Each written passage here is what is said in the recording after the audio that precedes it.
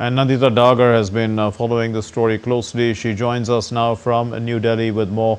Nandita, well, Pakistan is resorting to drones and missiles. Give us an account, of India's measured response. Yes, Mark, I come to you from the seat of India's power. Here behind me is the South Block. There's the Rashtrapati Bhavan in between, and the North Block is here, of course.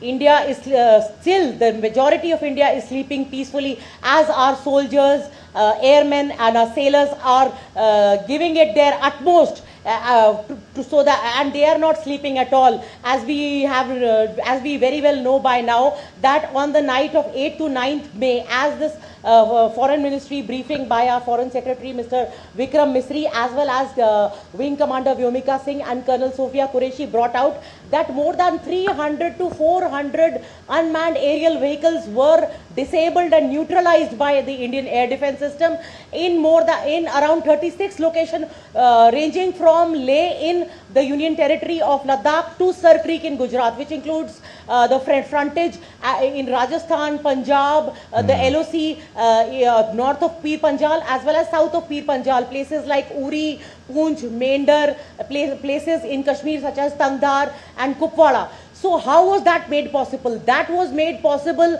by India's very, very consistent and very diligent support to the drone system, especially when these two service officers mentioned kinetic and non-kinetic means.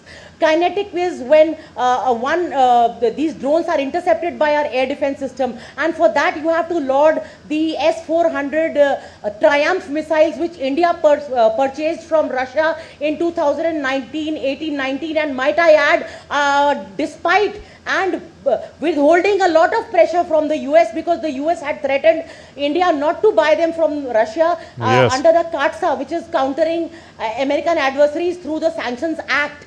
And India, the Modi government took a very bold step, and look how the S-400 has served India. Of course, there are the airmen and the men behind the machine. Of course, that is there. But this is a game-changing platform, a game-changing capability enhancer.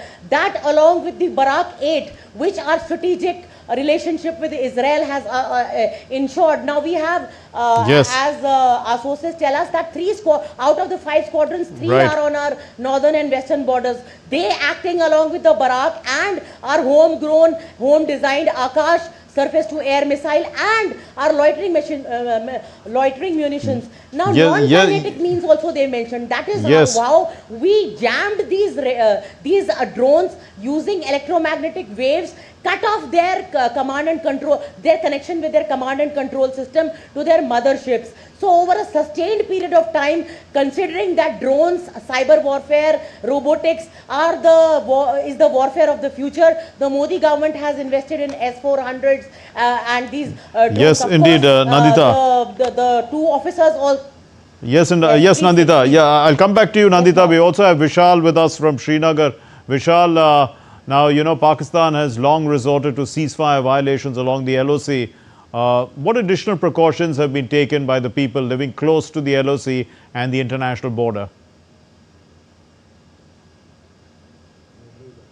Well, Mark, as I speak to you, I can hear the hooter sounding. The siren has been sounded. It's blackout in Srinagar. And as I speak to you, breaking news just coming in, which has been informed and confirmed by the Indian Army. There has been attack on Jammu, drone attack. The drones have been engaged by Indian Army. Jammu under attack. Jammu, Samba and Pathankot. These are the 3 places which are under attack from Pakistan. So again, Pakistan resorts to drone attacks. You heard Nandita talking about the kamikaze drones. Kamikaze is a technique used by the Japanese during the Second World War, when you are full of ammunition, your aircraft is full of ammunition, and you just commit a suicide crash in the enemy domain. And this is what Pakistan is trying, and this is day 2. So as I speak to you, blackout in Srinagar, blackout in Jammu, and 3 areas, Jammu, Samba and Pathankot. These are the places which are under attack from Pakistan. Indeed. Nandita, also, Pakistan has been resorting to using civilian aircraft as a shield what measures have been taken to strengthen, the border defense systems, and also the retaliation is being measured and also restrained by India because of Pakistan using civilian aircraft as shield? In the Foreign Ministry briefing by our Foreign Secretary Vikram Misri today and yesterday, both the times he said that India only avenged the loss of life of its 26 civilian innocent tourists who were killed at point blank range in Pahalgam on 22nd of April, and India only carried out a deterrent and preemptive strikes, and therefore it was up to Pakistan to not escalate and climb up the escalatory ladder. Yet when you say that Pakistan, this is something that was brought about by both the service personnel today at the Foreign Ministry briefing. They clearly pointed out that while India had cleared its airspace in the north, western and central India, Pakistan had not done it. India had done it 3-4 days back. In fact, much before 7th of May, the hostilities began.